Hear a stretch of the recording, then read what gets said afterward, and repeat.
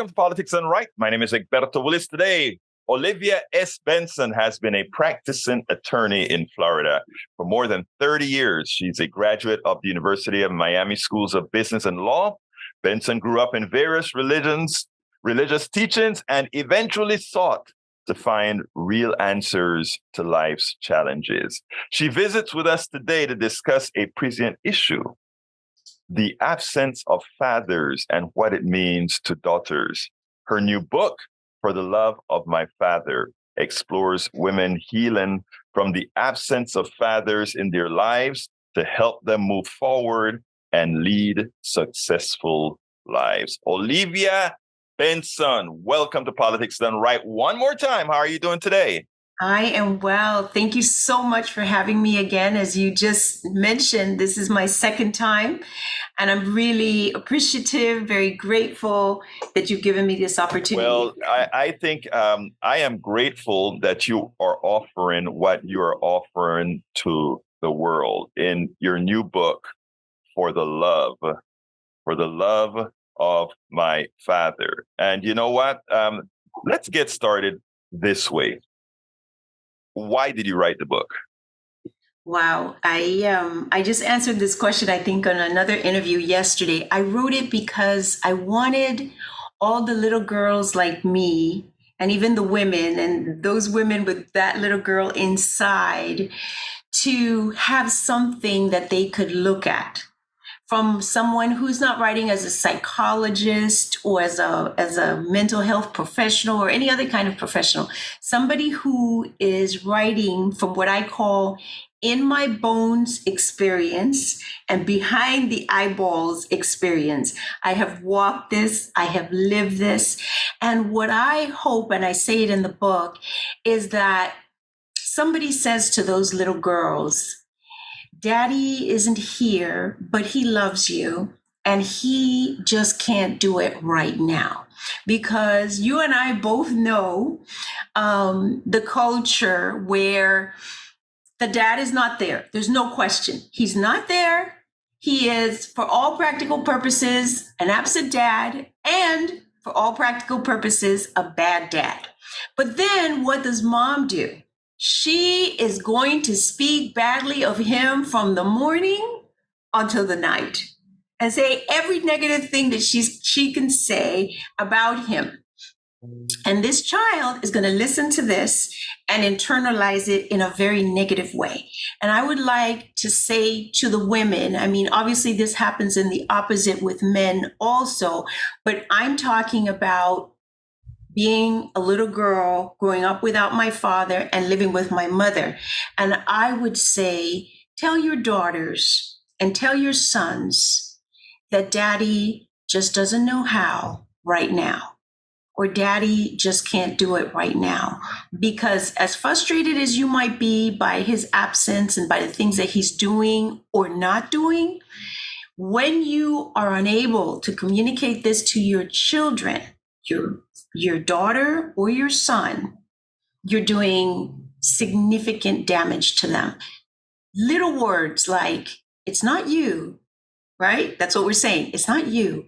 It's just that daddy can't do it right now. And that would make a difference. Let me go ahead, and this, what you just said turns into a two-part question. First of all, why is it that it always seems like the responsible party, I know it's not 100%, but why does it seem that the responsible party is always the mother? I don't want to get into the negative that she promotes on the dad yet, but what is it within? Is it a cultural thing? What makes it that the mothers always seem to step up? Well, first of all, and you clarified, it's not always, right? Because we want to make sure that we acknowledge all of those dads who are out there being mother and father as well. And there's an absent mother in those cases. So it's not always. But I mean, it's very, first of all, women bear, and there's a thing that I say in the book, I said it in the last book and in this one. Women carry the babies, right? 9 months, bear the babies, and it is your child It is the fruit of your womb. It's very difficult for you to separate yourself. It happens. Many women have abandoned children and done a number of different things for whatever their reasons might be. But it's very difficult for a woman to have a child and then just sort of let it go. Mm-hmm. Man, it's a little bit easier because you deposit the sperm and in many cases have the ability, or you have the emotional inability to connect, and therefore you're very easily able to walk away. But there's so many things tied up in the question that you're asking, because, for example, there's a chapter in the book that's called Things Buried Alive Never Die.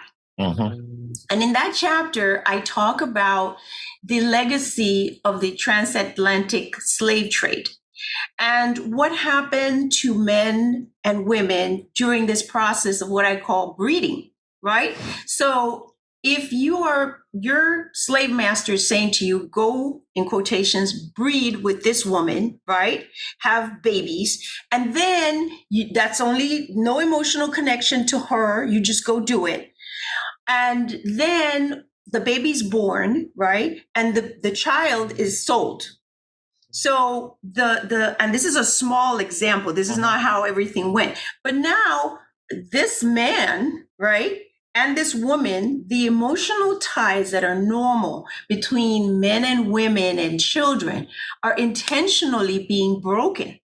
And this chapter, Things Buried Alive Never Die, talks about the fact that much of this information, and there obviously there's genetic information, there are things that are coded, and whether this can even be coded, there's lots of discussion about it.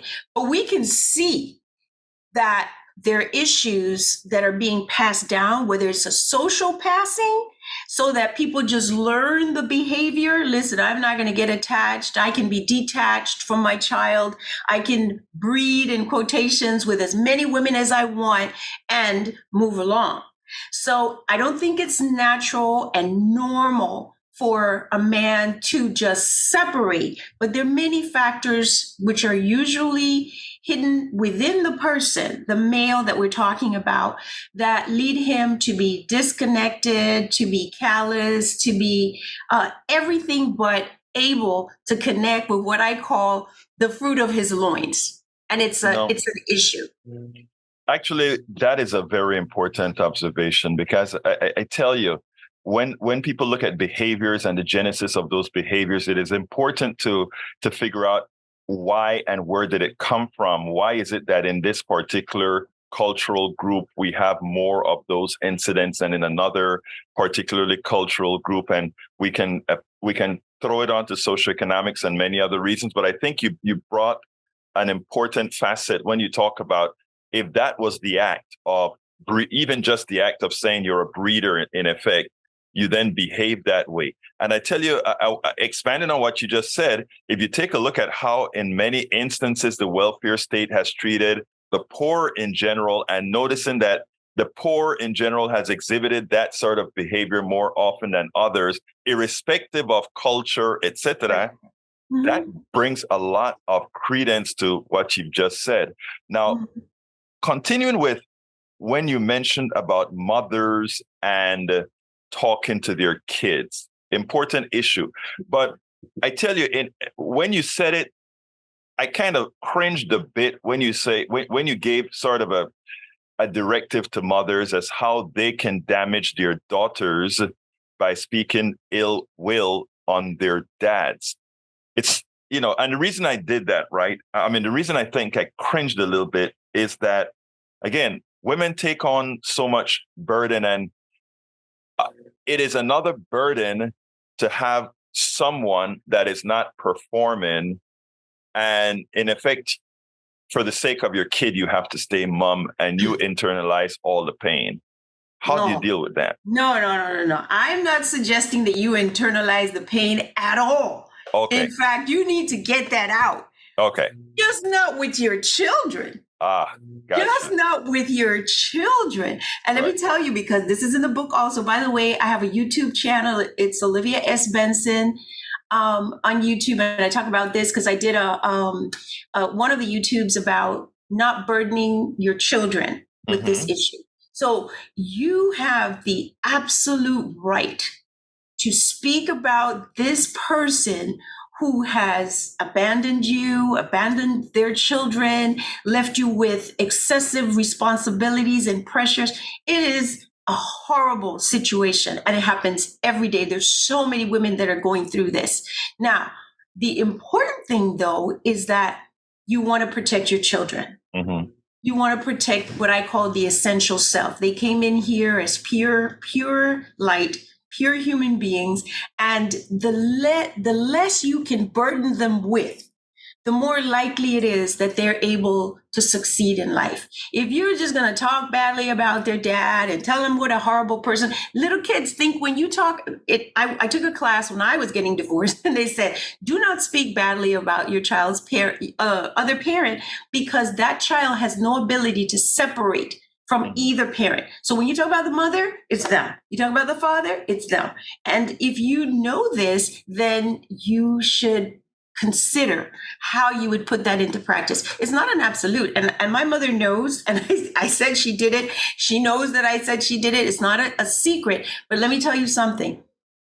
She told me what was happening. She told me what he did, what he didn't do, every single thing. And nothing she said changed my opinion or the way I felt about my father till the day he died. I loved him wildly. I still do. He was not a good father in any way, shape, or form. And I still loved him despite what my mother said, despite what everybody said. But it was a process because there was all this stuff that was said. So if you're a mom, I mean, I'm not saying it's easy. Nothing that I suggest in the book, forgiveness of your dad, going through the process of figuring things out, nothing is easy. That is not a word in here. However, if you want to be whole, and if you want your children to be whole, then the question is, are you willing? Because in that very chapter that I mentioned, things buried alive never die. What I propose is that those things that were buried, let's say going back to the issue of breeding and slavery and bad habits and all this kind of stuff, those things basically, if they're not addressed, go underground, right? But it's still passed along. But the day that somebody wakes up and says, my God, this thing is coming generation to generation, and look how we're reproducing without paying attention to what messages are being sent down the line. If you don't address it, then it just keeps repeating and repeating. And what I say is that one person in the line, in the generational line, that wakes up and says, oh, wait a second, apparently we're running on a program here that we don't realize, right? We're running on the breeder program, and some people don't realize. And I say some people because there are many people who have healed from all of this and are living perfectly healthy lives. People of African descent and other groups that have had trauma, Native Americans. Not everybody is subject to this story.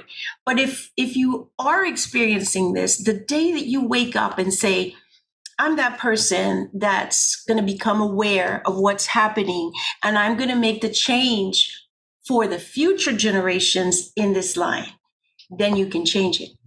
Why did you love your dad, irrespective of first of all, did you believe your mother? I believed, first of all, I saw, right? What did you see? I saw his behavior. I saw the things that he did. I saw that he wasn't present. There was a time where I talk about the fact that my dad avoided, and I don't want to tell the whole story because we don't have time, but he avoided me. I mean, there's a story in the book where I would go see him, and he was even at school. I read that. I saw, he avoided me like the plague. But later on, when I was an adult, he told me, he said, I made a mistake. I was, let's say he used the word hurt. That's not the word he used, but I was devastated or hurt by the fact that my relationship with your mother didn't work. And I ran away from her. And in running away from her, I didn't realize that I was running away from my children. He told me that to my face as an adult. No, but you said you always loved them, though. from a kid? First of all, little girls love their dads. Right. That's just, that's how I felt like, oh my God, my dad, Then he was quite a character. He was very charismatic and, in a very, sort of Latinized kind of way, had his way about him. And also I thought that philosophically, he and I had the same kind of way of thinking about life. And so I could see, I felt like my mother and my brother were, they kind of kindred thought spirits. Yeah. Yeah. And now over here, but the sad part of it was that I felt that the two of them had their thing, but that I was more like him, but he had left me. So I didn't have anybody, Right. So, but even then, I just adored him. And that brings me to the title of the book, which is For the Love of My Father. And the reason I titled it For the Love of My Father was because there was a time in my life where I thought that and was willing to do anything for the love of my father. That was the thing. As a little girl, if you want your dad to love you, what are you willing to do for the love of your father? Mm-hmm. But through this process, I realized that sometimes things happen in life, and that's what I say in the book. Things happen in life, and you think, why is this happening to me? And this, and why this, and that? But ultimately, as I relate the story, also in the book, where my son one day says he sees that I'm sad, and he says to me, and I say, oh, I'm a little sad about, thinking about my dad and things like that. And my son says to me, he's like 10. He says, Mom, what if that was the way it was supposed to be? He said that at that age. Wow. At that age. I don't know if you haven't seen it in the book, but I was walking along, and then I was like, oh, and he said, what's the matter? And I just said, oh, just a little sad, because I knew you could understand sad. Mm-hmm. I didn't say anything else, just a little sad about my dad. He says, Mom, what if that was the way it was supposed to be? And I snapped right back into senses, because things happen. You don't know why it's going to happen. Maybe this was my life experience. But, and Olivia, now I am to accept it. From, as you know, I know you a long time from Panama, etc. And I'll tell you something. One would never, looking at the way you carried yourself and etc., one would never believe you were going through anything. Right. So explain to me, it almost says that a lot of young women, a lot of women that have gone through these daddy issues, they've had some sort of a coping mechanism that allowed the rest of the world to see them completely differently, irrespective of, the things that probably is going to show up in a relationship thereafter. Mm-hmm. I don't think anybody would have had an idea. No, I think most people have no idea of what I call the depth of what I can only describe as pain and suffering. Like I grew up in absolute turmoil, pain and suffering between my mom and my dad and the family. It was chaos. Now, there are a couple of things that were very, very helpful. One is that my mother is, because she's still alive, an amazing person. And she was an absolutely devoted mother. That doesn't mean she didn't have her whole bag of issues, but she was a devoted mother. And, she was big on education and a number of different things, and she sort of stayed the course with me. So that helped. The other thing that helped, and this is why I do the writing from sort of a spiritual perspective, because when you go through so much in life, eventually it comes to a place where you need real answers, not what the psychologist says. God, why is this way? You need answers from what I call from Jeff's, God, energy, force, spirit, whatever you want to call it, but you need that. And from a very young age, because I think it says it, if it doesn't say it on this book, it says it on the last one, that I grew up as a Jehovah's Witness. So I was a Jehovah's Witness in a Catholic school, going to some Baptist churches, went to essentially a Baptist high school here in the United States. So that's why I use the reference to churchified, right? So, I mean, despite all the chaos, I had great faith. And that sort of keeps you moving. The challenges and the issues are still underneath, and they still need to be addressed, and they still need to be healed. But I had faith. And I had a mother who was present and did the things that she knew best at that particular time. So for those young ladies who are watching and wondering, the only key that I can give you is that finding God, your connection to God, your relationship to God, and developing that, because you're not here for what I call unending suffering. I mean, like, what creator of the universe creates everybody to suffer eternally?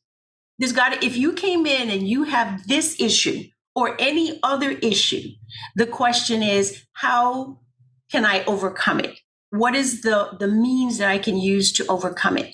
And if you have the desire, because you really do, even when I talk about forgiveness, I mean, you really have to want to heal yourself, to be willing to figure out, how can I forgive?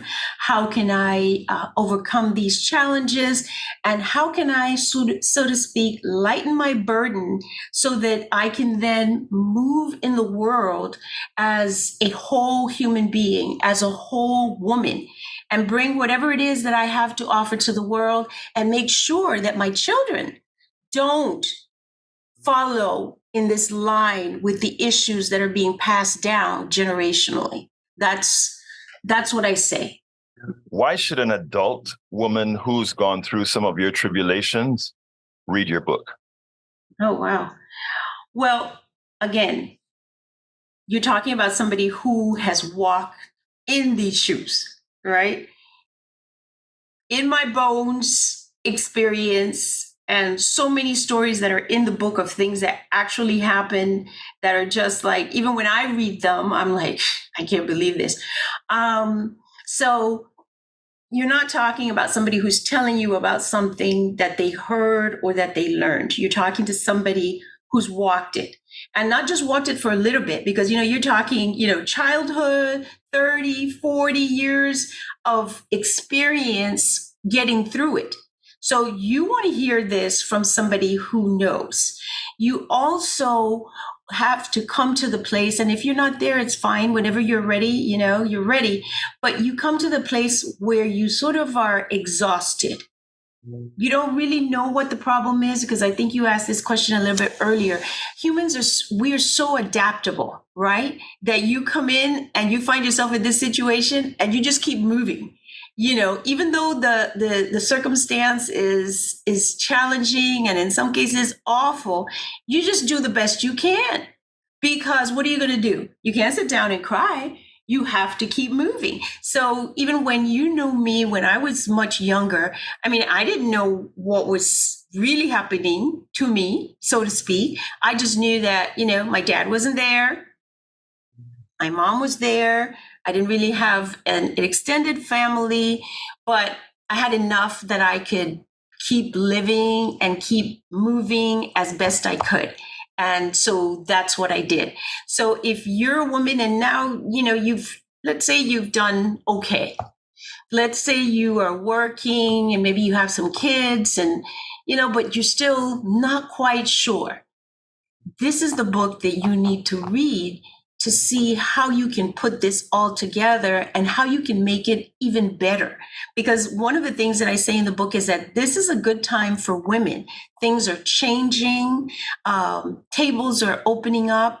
You can have an opportunity to go farther than women have ever gone before. And in order to do that, many of us have to clean up some baggage. Go figure out what's what I call, and you probably saw it, below deck. You empty all the baggage that you've been carrying for a long time, that's below deck. And then once you empty that, then your ship is light, and you are a light, and you can do all the things that you were intended to do without being weighed down by your past experiences having to do with the absence of your father or any other significant experience that you've had. Olivia, let me tell you, I don't do these shows, pushing books, but I think this is a book to push. And let me tell you what is the reasons that I see in as well as what you've just said. But the fact that you've gone through life in a manner that very few would have realized, in the fact that you've been able to overcome this, specifically that women, I love when you spoke about how women should talk to their children in these types of relationship. That alone, because you're bringing up the next generation, that alone said much. And I think it is important that within this book, you showed it is okay to forgive. It is okay to have had these things happen to you, but it's what you're going to do going forward. Right. I think that is what's so important about the book, because a lot of times resentment prevents people from getting a hell of a lot done. Exactly. Olivia, you by now you should know the last question that I asked, because you did it before. So, what question should I have asked you that I didn't? Well, I think for the time that we have, because as you can tell, I could go on forever. But I thought you were going to ask me about the statistics related to fatherlessness. And I don't want to go into the numbers specifically right now. But, as we go forward and, I do different types of promotion for the book, the statistics related to fatherlessness in the United States are pretty horrific. I speak mostly about girls because I am speaking about my experience. The statistics related to fatherlessness around the world are also very, very high. Unfortunately, I haven't seen any statistics relating to worldwide fatherlessness.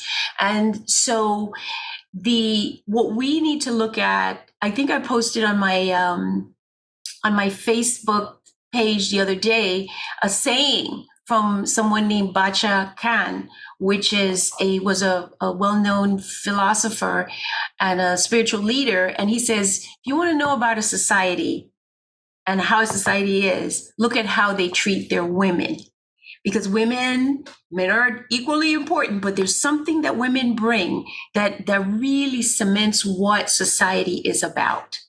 And so when we look at these statistics and we see that basically, and let me say this, I don't know how much time I have, but let me say this. Women sometimes, myself included, I'm sure I've had a time in my life where I said, I can do this by myself. I don't care if he's here, if he's not here, all the things that people say. No, you can. It will be difficult, but you don't have to. And it would be better if you had a present father working with you. So the bottom line is that fatherlessness, absent fathers, and everything related to that is a very important topic of the moment, because it goes to what will happen to our society. And when I see the shows where men are having 4 or 5 children, leaving each mother, and, he's not present in any of the homes, I mean, what does that look like down the road? It's something we need to get a grip on. Olivia Benson, attorney Olivia Benson, for the love of my father. It's been my pleasure to have you on Politics Done Right. Thank you so kindly for having been here. Okay, great. Thank you again for having me. You can see me on Facebook, author Olivia S. Benson. I'm on YouTube, Olivia S. Benson, Twitter, and Instagram. And my website is oliviasbenson.com. We spend a lot of time deconstructing the news, trying to parse it into a form that everybody can understand. We try to find those little nitpicks where it flies above the fray, etc. If you really like these videos that we do, I want to ask a big favor. Please go ahead. Number one, subscribe to our channel, and number two, please join if you can. Thank you so kindly for watching. Keep watching. Please remember to share. We must populate the entire internet with our progressive message, a message that we know is what most Americans say that they want. So help us, please join.